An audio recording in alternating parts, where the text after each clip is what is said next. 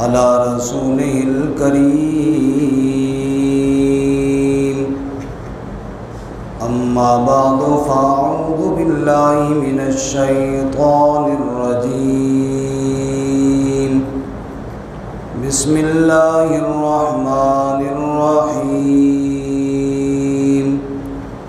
والسابقون الأولون من المهاجرين والأنصار والذين اتبعوهم بإحسان رضي الله عنهم ورضوا عنه وأعد لهم جنات تجري تحتها الأنهار خالدين فيها أبدا ذلك الفوز العظيم سبحان ربك رب العزة عما يصفون وسلام على المرسلين والحمد لله رب العالمين اللهم صل على محمد وعلى آل محمد كما صليت على إبراهيم وعلى آل إبراهيم إنك حميد مجيد اللهم بارك على محمد وعلى آل محمد كما باركت على إبراهيم وعلى آل إبراهيم إنك حميد مجيد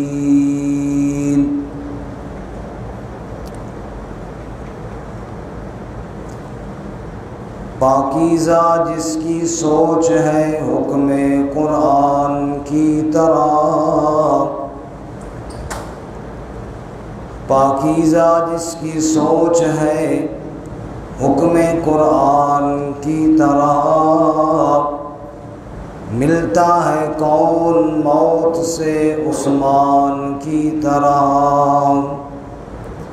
رکھا ہے کس کے سر پہ حیاداروں کا تاج رکھا ہے کس کے سر پر حیاداروں کا تاج آنکھیں ہیں کس کی جنت کے مہمان کی طرح کس ہاتھ کو نبی نے فرمایا یہ غنی کا ہاتھ ہے کس ہاتھ کو نبی نے فرمایا یہ غنی کا ہاتھ ہے بیت ہے کس کی بیت عثمان کی طرح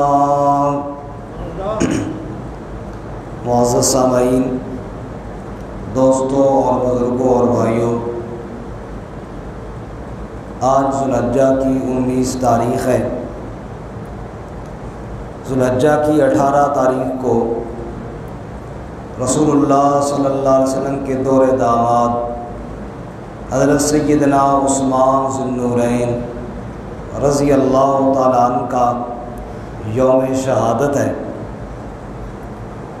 حضرات صحابہ کرام کا تذکرہ تو کسی تاریخ کا محتاج نہیں ہے،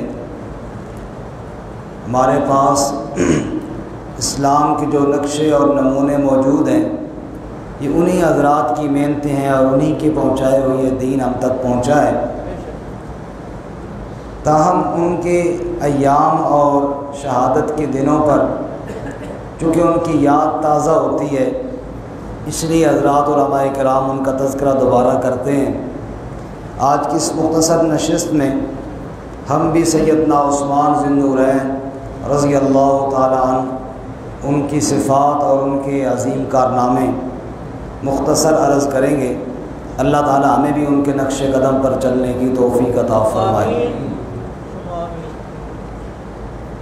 حضرت عثمان رضی اللہ تعالیٰ عنہ ویسے تو ان کے بے شمار فضائل ہیں، اس جمعہ کی نشست کے آدھے گھنٹے میں وہ شمار نہیں ہو سکتے، تاہم ان کا ایک بڑا مشہور لقب ہے جو آپ میں سے اکثر لوگوں کے علم میں ہوگا، عثمان ذو النورین۔ ذو النورین کا مطلب ہے دو نوروں والا۔ علماء نے اس کی کئی وجوہات لکھی ہیں کہ ان کو ذو النورین کیوں کہا جاتا ہے۔ ان میں سے چند ایک وجوہات یہ ہیں۔ فرماتے ہیں کہ بدر اور بیت رضوان یہ دو اسلام کے بڑے عظیم معرکے تھے۔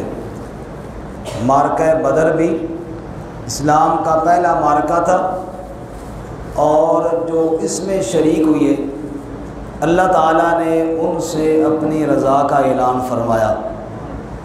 حدیبیہ کے مقام پر جو بیعت ہوئی بیت رضوان، اس کا تو نام ہی بیت رضوان پڑ گیا کہ جو اس میں شریک تھے اللہ ان سب سے راضی ہوا۔ لطف اور مزے کی بات یہ ہے کہ حضرت عثمان رضی اللہ تعالیٰ عنہ بیت رضوان میں بھی شریک نہیں تھے اور غزوہ بدر میں بھی شریک نہیں تھے،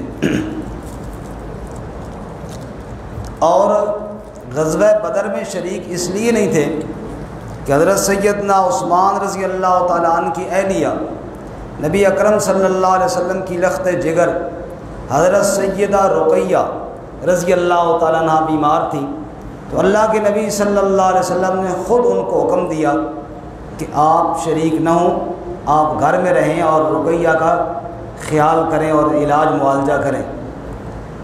چنانچہ جب غزوہ بدر مکمل ہوا اور مال غنیمت تقسیم ہونے لگا تو آپ صلی اللہ علیہ وسلم نے ایک مجاہد کا حصہ الگ کیا اور ارشاد فرمایا یہ عثمان کا حصہ ہے، کیونکہ وہ شریک تو نہیں ہوا تھا لیکن میرے حکم کی وجہ سے وہ گھر میں رہا ہے، اس لیے اللہ بھی عثمان کو بدر میں حاضر سمجھتے ہیں، اللہ کے رسول بھی عثمان کو حاضر سمجھتے ہیں۔ بیت رضوان میں بھی حضرت عثمان موجود نہیں تھے، کیونکہ حضرت عثمان ہی کو تو قاصد بنا کر نبی پاک نے مکہ بھیجا تھا، اور جب حضرت عثمان کی شہادت کی خبر مشہور ہوئی تب آپ صلی اللہ علیہ وسلم نے بیعت لی۔ ظاہر بات ہے عثمان تو وہاں نہیں تھے، انہی کی شہادت کی خبر کی وجہ سے یہ بیعت ہوئی ہے، لیکن نبی صلی اللہ علیہ وسلم جب سارے صحابہ سے بیعت لے چکے تو آپ نے اپنے ایک ہاتھ کو عثمان کا ہاتھ قرار دیا اور دوسرے ہاتھ کو اپنا ہاتھ قرار دے کر آپ نے اپنے ایک ہاتھ پر دوسرا ہاتھ رکھ کر فرمایا یہ بیعت عثمان کی طرف سے بھی ہو گئی ہے۔ بدر میں بھی نہ تھے، اللہ کے نبی نے حاضر سمجھا، بیت رضوان میں بھی نہ تھے، اللہ کے نبی نے حاضر سمجھا۔ علماء کہتے ہیں ان دو نسبتوں کی وجہ سے بھی ان کو ذو النورین کہتے ہیں۔ یہ دو نسبتیں عثمان کے علاوہ کسی کو حاصل نہ ہوئی۔ ابتدائی اسلام میں چونکہ حضرت عثمان آپ کو پتہ ہے سابقون الاولون میں سے ہیں، پہلے ایمان لانے والوں میں سے ہیں، بلکہ بعض روایات میں تو یہ آتا ہے حضرت سیدنا ابو بکر صدیق، حضرت سیدنا علی المرتضیٰ، حضرت سیدنا زید بن حارثہ رضی اللہ تعالیٰ عنہ اجمعین، ان تین کو تو سب مانتے ہیں کہ پہلے ایمان لانے والے ہیں۔ ان تینوں کے بعد حضرت خدیجہ بھی پہلی مومنہ ہیں، مردوں میں سے ان تین مردوں کے بعد جو چوتھے مرد ایمان لائے وہ عثمان ذو النورین تھے رضی اللہ تعالیٰ عنہ، بہت پہلے یہ ایمان لانے والوں میں سے ہیں۔ حضرت سیدنا ابو بکر صدیق رضی اللہ تعالیٰ عنہ کی دعوت پر ایمان لائے تھے۔ تو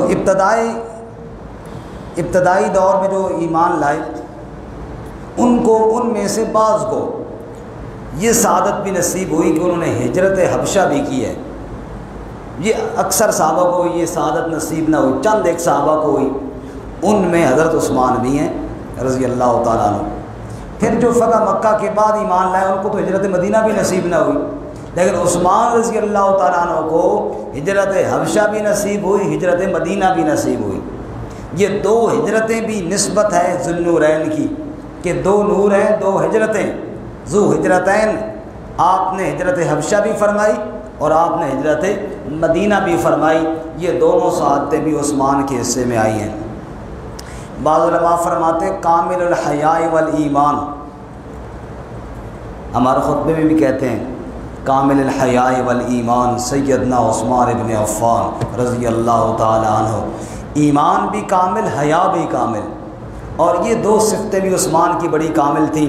سیدہ عائشہ صدیقہ رضی اللہ تعالیٰ عنہ روایت فرماتی ہیں، اللہ کے نبی صلی اللہ علیہ وسلم تشریف فرمائیں اور پنڈلی مبارک سے چادر مبارک ہٹی ہوئی ہے۔ ابو بکر صدیق آئے، اجازت طلب کی، آپ نے اجازت عطا فرمائی۔ پھر عمر آئے، انہوں نے اجازت طلب کی، آپ نے ان کو بھی اجازت عطا فرمائی۔ اتنے میں دستک ہوئی، پوچھا کون ہے جی؟ کہا عثمان ہے۔ آپ فرمائے رکیے، آپ نے وہ چادر درست فرمائی جو پنڈلی سے ہٹی ہوئی تھی نا، اس کو پنڈلی پر ڈالا اور پھر فرمایا اب اجازت ہے عثمان کو۔ سیدہ عائشہ فرماتی ہیں میں نے پوچھا یا رسول اللہ صلی اللہ علیہ وسلم، ابو بکر و عمر آئے، آپ نے اتنا تکلف نہیں کیا جتنا آپ نے عثمان کے آنے پہ تکلف فرمایا۔ تو اللہ کے نبی نے فرمایا عائشہ میں اس عثمان کا حیا کیوں نہ کروں جس سے آسمان کے فرشتے بھی حیا کرتے ہیں، کامل الحیا۔ فرماتے ہیں حضرت عثمان خود کہ اسلام تو اسلام ہے، میں نے تو زمانے جہالت میں بھی کبھی زنا نہیں کیا تھا، یعنی حالت کفر میں بھی کبھی بدکاری کے قریب نہیں گئے تھے، فطرتی اور مزاجی طور پہ شریف انسان تھے حضرت سیدنا عثمان رضی اللہ تعالیٰ عنہ۔ اللہ ہمیں بھی اس میں سے کوئی حصہ عطا فرمائے۔ اسی طرح فرماتے ہیں دو نور سخاوت اور شہادت والا بھی عثمان کے کھاتے میں آیا، اور دونوں بے مثال انداز میں آئے۔ سخاوت تو عثمان کا لقب ہی پڑ گیا، عثمان غنی، غنی مانا سخی، سخاوت تو ان کا لقب ہی پڑ گیا۔ اور اگر نام نہ لیں اور کہیں صحابہ میں جو غنی تھا تو ہر ایک کا ذہن جاتا ہے کہ عثمان ہی غنی تھا، اور ان کی سخاوت کے تو کیا ہی کہنے۔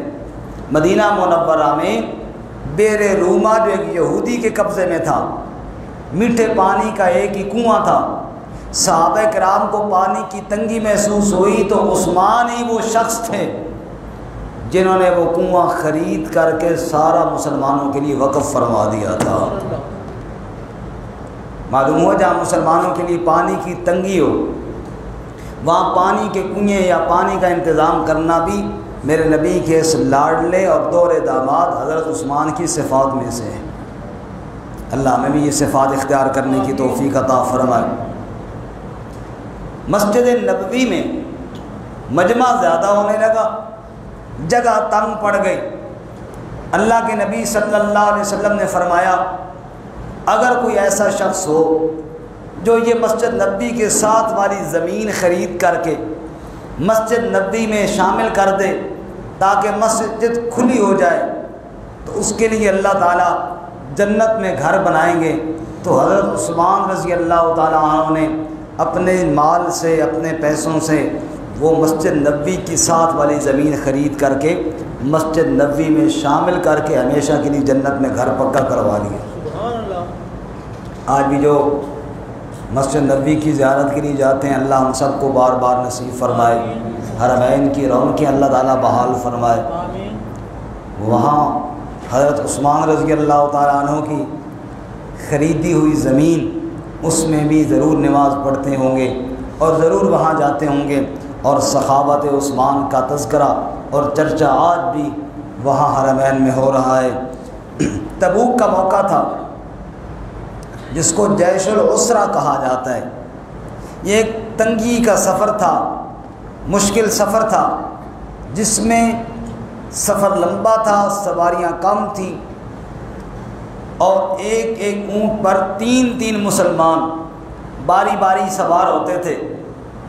اور یہ وہ موقع تھا جس موقع پر اللہ کے نبی صلی اللہ علیہ وسلم نے خود ترغیب ارشاد فرمائی بے کھل کے اللہ کی راہ میں مال خرچ کرو۔ تو حدیث مبارکہ میں آتا ہے آپ نے ترغیب دی تو عثمان کھڑے ہوئے، پھر ترغیب دی پھر عثمان کھڑے ہوئے، پھر ترغیب دی پھر عثمان کھڑے ہوئے۔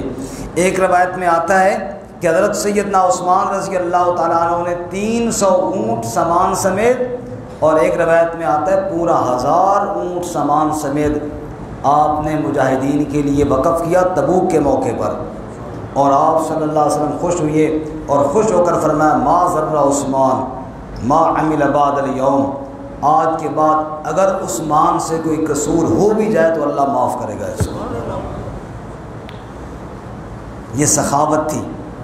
عید کا دن ہے، اللہ کے نبی صلی اللہ علیہ وسلم مسجد سے نکلے، بلکہ گھر سے نکلے عیدگاہ کی جانب، اور آپ نے گھر والوں سے پوچھا کھانے پینے کا کوئی انتظام ہے؟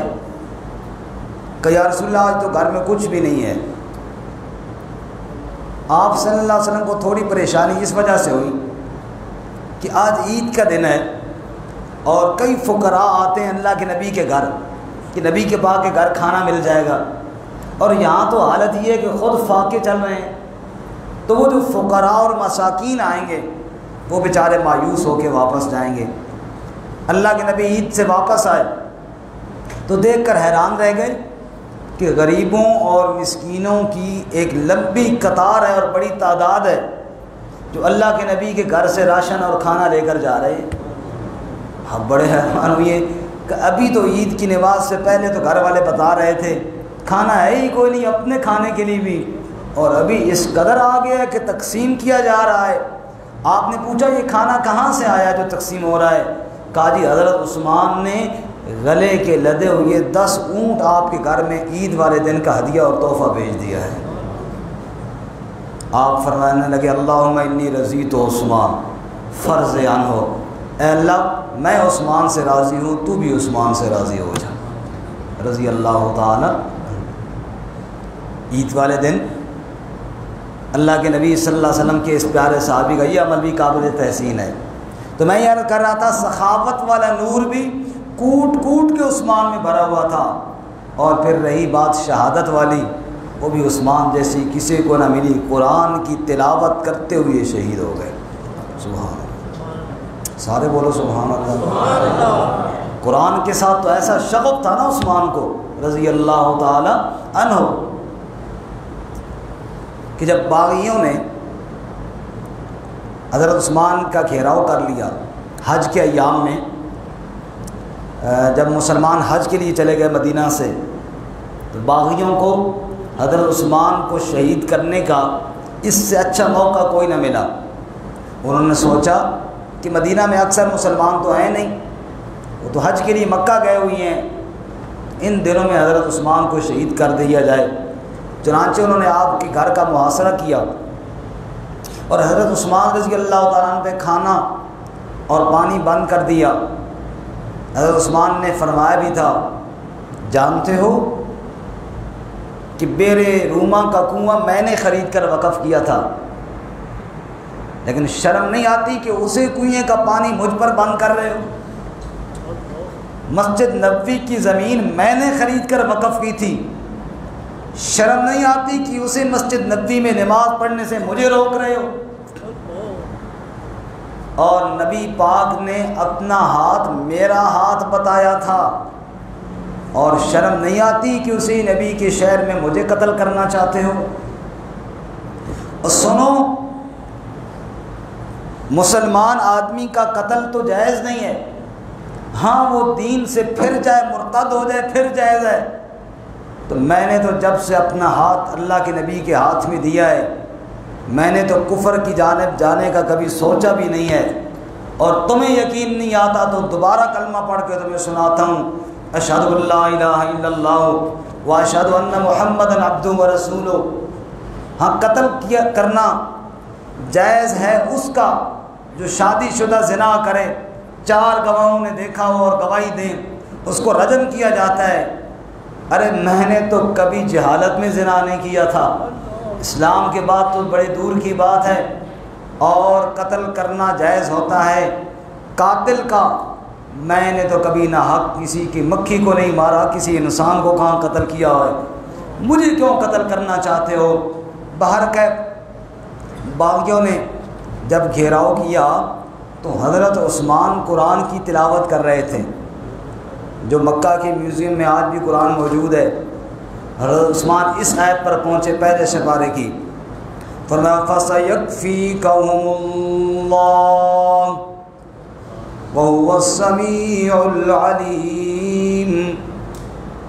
حضرت عثمان تلاوت کرتے کرتے سورۃ البقرہ کے اس مقام پر پہنچے، فَسَيَكْفِيكَهُمُ اللَّهُ، کہ ان قریب اللہ آپ کو کافی ہو جائے گا. وَهُوَ السَّمِيعُ الْعَلِيمُ، وہی سننے والا وہی جاننے والا ہے. اس سے پہلے عثمان رضی اللہ تعالیٰ عنہ کو بڑی فرض کی گئی.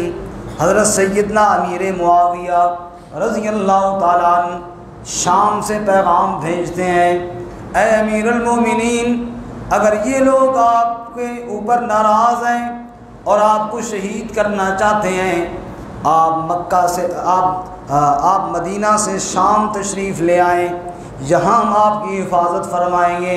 لیکن عثمان جواب میں کہتے ہیں، میں شہر رسول کو چھوڑنا نہیں چاہتا، میں زندگی کی آخری سانس نبی کے شہر مدینہ میں لینا چاہتا ہوں، میں شہر رسول کو چھوڑ کر شام نہیں جانا چاہتا. پھر لوگوں نے کہا، آپ ہمیں اجازت دیجیے ہم اس فتنے کو کچل کر رکھ دیں، جو آپ کے گھر کا محاصرہ کیے ہوئے ہیں ہم ان کی گردنیں اتار کر رکھ دیں. لیکن عثمان نے جواب میں فرمایا، نبی کے شہر میں میری وجہ سے خون ریزی ہو، اس کی اجازت میں مرتے دم تک نہیں دے سکتا، اپنی جان تو قربان کر دوں گا، نبی کے شہر کا امن برباد میں نہیں کرنا چاہتا. پھر جناب تلاوتیں جاری ہیں، صبح و شام قرآن کی تلاوت کی جا رہی ہے. عثمان کا یہ احسان بھی امت پر ہے کہ اس نے قرآن کے نسخے جمع کیے تھے اور امت کو ایک قرات پر اکٹھا کیا تھا، جو آج گھر گھر میں اور مسجد مسجد میں قرآن کی تلاوت کی جا رہی ہے. عثمان نے اسی قرآن کی تلاوت کو جاری اور ساری فرما دیا، اور 40 دن تک گھر کا محاصرہ رہا. پیاس کی کیفیت ہے، روزے پہ روزے رکھے جا رہے ہیں.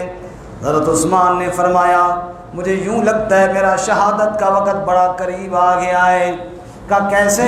فرمایا آج ہی جب خواب میں سویا تھا، اپنے مرشد کریم امام الانبیاء رحمت کائنات صلی اللہ علیہ وسلم کی زیارت نصیب ہوئی، اور اللہ کے نبی صلی اللہ علیہ وسلم کا ارشاد تھا، جس نے مجھے خواب میں دیکھا اس نے مجھے ہی دیکھا ہے. ان الشیطان لا یتمثل بصورتی، کیونکہ شیطان میری صورت نہیں بنا سکتا. اب عثمان نے نبی پاک کی زیارتیں تو پہلے سے کی ہوئی تھی، اب دیکھا خواب میں نبی پاک کا چہرہ، عثمان کو یقین ہو گیا کہ شیطان کبھی میرے نبی کی صورت نہیں بنا سکتا. یہ جو خواب میں مجھے نظر آیا ہے یقیناً آمنہ کا لال اور رب کا سچا محبوب نظر آیا ہے. عثمان نے کہا، نبی پاک نے مجھے خواب میں فرمایا، اے عثمان تیرا روزہ بڑا لمبا ہو گیا ہے، آج افطاری اکٹھی کریں گے. عثمان کہتے ہیں میں سمجھ گیا، اب افطاری میری جنت میں ہونے والی ہے، نبی پاک صلی اللہ علیہ وسلم کے پاس ہونے والی ہے. چنانچہ باقی کوئی بات اور باقی دیگر اذکار ترک کر دیے. حالانکہ آپ جانتے ہیں عثمان تو پوری رات کھڑے ہو کر قرآن کی تلاوت کیا کرتے تھے، راتیں سجدے میں گزار دیا کرتے تھے. قیام میں کھڑے ہوتے تو قیام طویل، رکوع میں جاتے تو رکوع طویل. ہماری طرح تو نہیں کہ رکوع کیا تو ابھی گردن بھی تھوڑی نہ جھکی، کمر بھی سیدھے رہو گی، فوراً اٹھ کر چلے جاتے ہیں. ہمارے رکوع تو ایسے ہوتے ہیں نا، اللہ ہمیں ان کے نقش قدم پہ چلنے کی توفیق عطا فرمائے. سجدے کے لیے ہم تو جاتے ہیں میرے بھائی، ایسے جاتے ہیں جیسے زمین تپی ہوئی ہے، بس ٹکایا اور اوپر اٹھ گئے. وہاں تو راتیں کی رات سجدے میں گزار دی جاتی تھی. اور جلسہ اور قومہ تو ہمارا پوچھیے کوئی نہ، کہ ایک سجدے کے بیچ میں جو بیٹھا جاتا ہے اس کو جلسہ کہتے ہیں، جو واجب ہے بیٹھنا، بس تھوڑا سا اوپر ہوئی کہ دوسری ٹھونک مار دیتے ہیں. رکوع سے اٹھے ابھی سر پورا اٹھا ہی نہیں، قومہ رہ گیا ہمارا. اس طرح کی نماز کی حالت تو ایک حدیث میں آئی ہے، نبی پاک صلی اللہ علیہ وسلم نے فرمایا ایسی نماز تو نمازی کو بد دعا دیتے ہوئی جاتی ہے اور کہتی ہے اللہ تجھے بھی ایسے غرق کرے جیسے تو نے میرا حلیہ بگاڑ دیا ہے. میرے بھائیوں، سیرت عثمان کا تذکرہ ہوا تو یہ بھی کوشش کریں کہ ہم عثمان کی وہ ادائیں بھی اپنائیں، حیا والی ادا اپنائیں، سخاوت والی ادا اپنائیں، قرآن کی تلاوت والی ادا اپنائیں، اور نماز کے اندر جو شغف تھا نا، اور جو نماز کے اندر خشوع اور خضوع تھا عثمان کا، وہ اپنائیں، فکر آخرت اپنائیں۔ جیسے قبر پہ کے پاس کھڑے ہو کر عثمان زاروں قطار رویا کرتے تھے۔ پوچھنے والے نے پوچھا جہنم کا ذکر ہوتا ہے، آپ کے اتنے آنسو نہیں دیکھے ہم نے جتنا قبر کا ذکر سن کے آپ زاروں قطار روتے ہیں۔ عثمان فرمایا کرتے تھے قبر آخرت کی منزلوں میں سے پہلی منزل ہے، جس نے اس کو خیریت سے پار کر لیا بعد والی منزلیں زیادہ آسان ہوں گی، اور جو قبر کے عذاب کے اندر مبتلا ہو گیا آخرت کے عذاب اس سے بھی پھر زیادہ آگے بڑھتے چلے جائیں گے۔ اللہ میں عذاب قبر سے محفوظ فرمائے۔ جو اہل ایمان دنیا سے رخصت ہوئی ہے ایمان کے ساتھ، اللہ سب کی قبروں کو منور فرمائے۔ تو میں یہ عرض کر رہا ہوں کہ جس طرح عثمان کی سیرت کا تذکرہ ہم سن رہے ہیں، ہم ان صفات کو بھی اپنے اندر پیدا کرنے کی کوشش کریں نا۔ خیر، عثمان رضی اللہ تعالیٰ عنہ کبھی ذکر کرتے ہیں، کبھی دیگر کام، لیکن جب یہ یقین ہوا کہ شہادت قریب ہے، پھر صرف قرآن کی تلاوت شروع کر دی اور پڑھتے جا رہے ہیں، اور پھر اس آیت پر پہنچے فَسَيَكْفِيكَهُمُ اللَّهُ وَهُوَ السَّمِيعُ الْعَلِيمُ، اللہ کافی ہو جائے گا۔ بس یہ بات عثمان نے کہی کہ دشمن کا وار لگ گیا اور عثمان کا خون گرا، تو سب سے پہلے قرآن کے ورقوں نے اپنے اندر محفوظ کیا۔ اسی لیے کہنے والوں نے کہا نا، قیامت والے دن بڑے بڑے شہداء بارگاہ الہی میں حاضر ہوں گے، اور کسی کی شہادت کی گواہی زمین دے گی، کسی کی شہادت کی گواہی انسان دیں گے، کسی کی شہادت کی گواہی درخت دیں گے، کسی کا کوئی گواہ ہوگا، کسی کا کوئی گواہ ہوگا، لیکن عثمان وہ خوش نصیب انسان ہے جس کی شہادت کی گواہی اللہ کا قرآن دے رہا ہوگا۔ اور نبی پاک صلی اللہ علیہ وسلم کی اتباع کے تو کیا ہی کہنے، عثمان کی سیرت پڑھیے، اللہ کے نبی کی اتباع کے تو کیا ہی کہنے۔ حدیبیہ کا مقام ہے، اللہ کے نبی صلی اللہ علیہ وسلم کو روک دیا گیا۔ بس آخری مثال سنا کے بات ختم کرتا ہوں۔ آپ کو روک دیا گیا، آپ نے عمر سے فرمایا اے عمر تم مکہ تشریف لے جاؤ اور اہل مکہ کو بتاؤ ہم جنگ کرنے کے لیے نہیں، ہم تو بیت اللہ کا طواف کرنے آ رہے ہیں، لہٰذا ہمیں اجازت دی جائے۔ حضرت عمر نے فرمایا یا رسول اللہ صلی اللہ علیہ وسلم جو آپ حکم دیں میں عمل کے لیے تیار ہوں، لیکن اگر میرا مشورہ مانے تو مجھے نہ بھیجیں۔ اگر وہاں کسی بدبخت نے آپ کی بے ادبی کی اور آپ کے خلاف کوئی بات کی اور پھر میں تو برداشت نہیں کروں گا یا رسول اللہ، میں تو پا لینے لمحہ اسموت تھے، اور پیغام آپ یہ دے کر جا رہے ہیں کہ لڑائی نہیں ہم کریں گے، ایسا نہ ہو کہ اسی پیغام کے دوران ہی کوئی لڑائی نہ ہو جائے، تو پھر آپ بھی خفا ہوں گے کہ آپ نے مذاکرات کرنے تھے، لڑائی تو نہیں کرنی تھی۔ یا رسول اللہ میرا ایک مشورہ ہے، اگر میری بجائے آپ عثمان کو بھیجیں تو بڑا مفید رہے گا۔ ایک تو یہ بردبار ہیں، بات سننے والے ہیں، دوسرا یہ بڑے سخی تھے، اسی مکہ کی گلیوں میں ان کے گھر کا راشن بٹتا تھا تو لوگ ان کا حیا کریں گے۔ آپ کو بڑا یہ مشورہ پسند آیا، آپ نے عثمان کو بھیجا۔ حضرت عثمان گئے مکہ اور اپنے چچا زاد بھائی سعید ابن عبان سے ملے۔ سعید ابن عبان آپ کے چچا کا بیٹا تھا، رات وہاں گزاری کہ اس سے مشورہ کروں کہ صبح کس سے ملوں، کیسے مذاکرات کروں، آج کل لوگ کہاں بیٹھتے ہیں، کیا بات چیت ہے، مشورہ کیا نا، اپنوں سے بندہ مشورہ کر لیتا ہے۔ حضرت عثمان جب وہاں گئے تو سعید ابن عبان نے ایک جملہ کہا، سنیے ذرا کیا کہنے لگا، لَقَدْ أَخْزَيْتَ قَوْمَكَ یا عثمان، اے عثمان تو نے تو اپنی قوم کی ناک کٹوا دی، ہمیں شرمندہ کر دیا، بے عزت کر دیا تو نے ہمیں اے عثمان۔ حضرت عثمان نے پوچھا اے میرے بھائی میرے کس عمل سے آپ کی ناک کٹ گئی، میرے کس عمل سے آپ کی بے عزتی ہو گئی؟ سعید ابن عبان نے حضرت عثمان سے کہا اے عثمان تو جانتا ہے نا عرب کے سردار جب چلتے ہیں لمبی چادر پہن کر چلتے ہیں، گھسیٹ گھسیٹ کر چلتے ہیں، لوگ دیکھ کر پہچان لیتے ہیں عرب کا کوئی سردار آ رہا ہے، اور جو غلام ہوتے ہیں ان کی چھوٹی چادریں ہوتی ہیں، ٹخنوں سے اوپر ہوتی ہیں، لوگ دیکھ کر ہی پہچان لیتے ہیں یہ کوئی غلام آ رہا ہے۔ اے عثمان تو سردار ہے اور سرداروں کے پاس مذاکرات کرنے جا رہا ہے، حلیہ تو اپنا دیکھنا، غلاموں والا حلیہ بنایا ہوا ہے، چادر ٹخنوں سے اوپر رکھی ہوئی ہے، تیرے اس حلیے کو دیکھ کر دور سے لوگ سمجھیں گے کوئی غلام آ رہا ہے، تو نے تو پوری قوم کی ناک کٹوا دی ہے۔ اگر اپنی قوم کو، اپنی سرداری کو بچانا چاہتا ہے، قوم کا سر اونچا رکھنا چاہتا ہے، پہلے لمبی چادر پہن، سرداروں والا حلیہ بنا، پھر جا مذاکرات کرنے کے لیے۔ حضرت عثمان نے جب یہ بات سنی تو فرمانے لگے، اے میرے چچا کے بیٹے، تم اور دنیا میں رہتے ہو، ہم اور دنیا کے رہائشی ہیں، تم جہاں پر رہتے ہو وہاں سرداریاں دیکھی جاتی ہیں، اور ہم جہاں پر رہتے ہیں وہاں سرداریاں نہیں، وہاں محمد کی تابعداریاں دیکھی جاتی ہیں صلی اللہ علیہ وسلم۔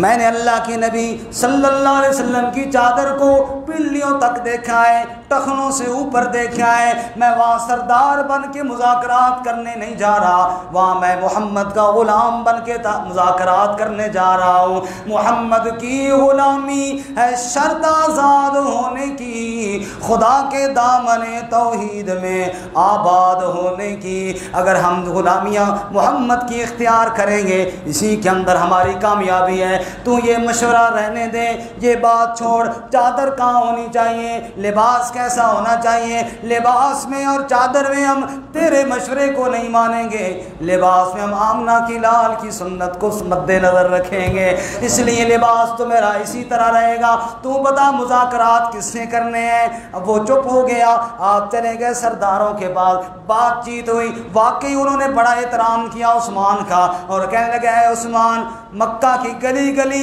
تیرے احسان مند ہیں، مکہ کے لوگ تیرے احسان کو جانتے ہیں، وہ بیت اللہ سامنے موجود ہے، جا کے طواف کر لے، تجھے کوئی نہیں روکتا، جتنے مرضی طواف کر، تجھے کوئی روکتا نہیں۔ عثمان نے کہا بتاؤ میرے نبی کو اجازت دو گے یا نہیں؟ کہنے لگے نہیں، نبی پاک کو تو ہم مکہ میں نہیں آنے دیتے، تیرے لیے اجازت ہے، تو طواف کر لے۔ حضرت عثمان کے جواب کو شیخ سعدی شیرازی نے اپنے کلام میں نقل کیا۔ عثمان نے جب یہ بات سنی کہ مجھے اجازت دے رہے ہیں، اور ذرا آپ دیکھیں نا، حرم سامنے ہو اور پھر بندہ کا دل کرتا ہے کہ میں بغیر طواف کے واپس جاؤں، عثمان کے کیا جذبات ہوں گے۔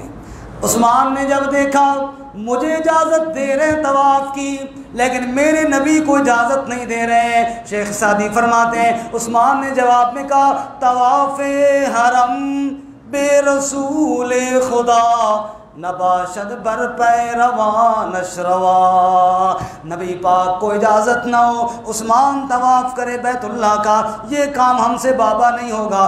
ہم نے تو کلمہ پڑھ کے یہ وعدہ کیا ہے امتی وہیں پہ قدم مارے گا جہاں آگے نقش قدم اس کے نبی کے موجود ہوں گے۔ اور پیر نصیر الدین صاحب نے فرمایا، گولڈ شریف والے پیر صاحب نے، فاضل ہے فضول کیوں بنتا ہے، عالم ہے جہول کیوں بنتا ہے، اپنے اوپر تازہ شریعت مت اتار، تو امتی بن رسول کیوں بنتا ہے۔ ہم نے امتی بن کے رہنا ہے، آگے نقش قدم محمد مصطفیٰ صلی اللہ علیہ وسلم کے ہوں گے، پیچھے نبی پاک کے غلاموں کے ہوں گے۔ عثمان نے کہا سنو مکے والوں، اگر میرے نبی کو طواف کی اجازت نہیں تو پھر میں عثمان بھی واپس جاتا ہوں، بیت اللہ دیکھ کر چھوڑ کے جا رہا ہوں، طواف نہیں کروں گا۔ سبحان اللہ، ایسی وفا کس میں ہوگی۔ اور پھر چونکہ وقت پورا ہو گیا، بات ختم کر رہا ہوں، یہی وجہ ہے کہ حدیبیہ کے مقام پہ صحابہ اکرام میں سے بعض نے کہا یار سنا ہے عثمان شہید ہو گئے ہیں، افواہ پھیل گئی، بعض نے کہا نہیں یار نہیں شہید ہوئی، اب یہ پکی خبر نہ تھی۔ ایک صحابی نے کہا تو بال عثمان کو مبارکباد ہو۔ آپ نے فرمایا کس بات کی مبارک دے رہے ہو عثمان کو؟ کہ یا رسول اللہ اگر شہید ہو گیا ہے جنت کے مزے لے رہا ہوگا، اور اگر زندہ ہے شہید نہیں ہوا طواف کے مزے لے رہا ہوگا۔ اللہ کے نبی نے فرمایا سنو، میرا عثمان میرے بغیر طواف نہیں کرے گا۔ نبی پاک کا اعتماد بھی دیکھو، میرا عثمان میرے بغیر طواف نہیں کرے گا، میں نے پیغام دے کر بھیجا ہے نا، وہ پہلے میری بات کرے گا، اپنی بات بعد میں کرے گا۔ چنانچہ جب عثمان پلٹ کر آئے اور بتایا، نبی پاک مسکرائے، فرمایا مجھے یقین تھا عثمان میرے بغیر طواف بیت اللہ کا کبھی نہیں کرے گا۔ تو میرے بھائیوں، یہ عظیم ہستی 18 ذو الحجہ کو یوم شہادت ہے، قرآن کی تلاوت کرتے ہوئے نبی پاک کے شہر میں اس دنیا کو چھوڑ کر امت کو یہ پیغام دے کر گئی ہیں کہ اگر کامیابی چاہتے ہو، ایک ہی راستہ ہے اتباع رسول، ایک ہی راستہ ہے قرآن کی تلاوت، ایک ہی راستہ ہے نبی پاک صلی اللہ علیہ وسلم کی غلامی والا۔ جو اس غلامی میں آیا وہ کامیاب ہو گیا، جس نے نبی پاک کی غلامی کو چھوڑا وہ ناکام ہوا۔ اللہ تعالیٰ ہمیں عمل کی توفیق عطا فرمائے۔ وآخر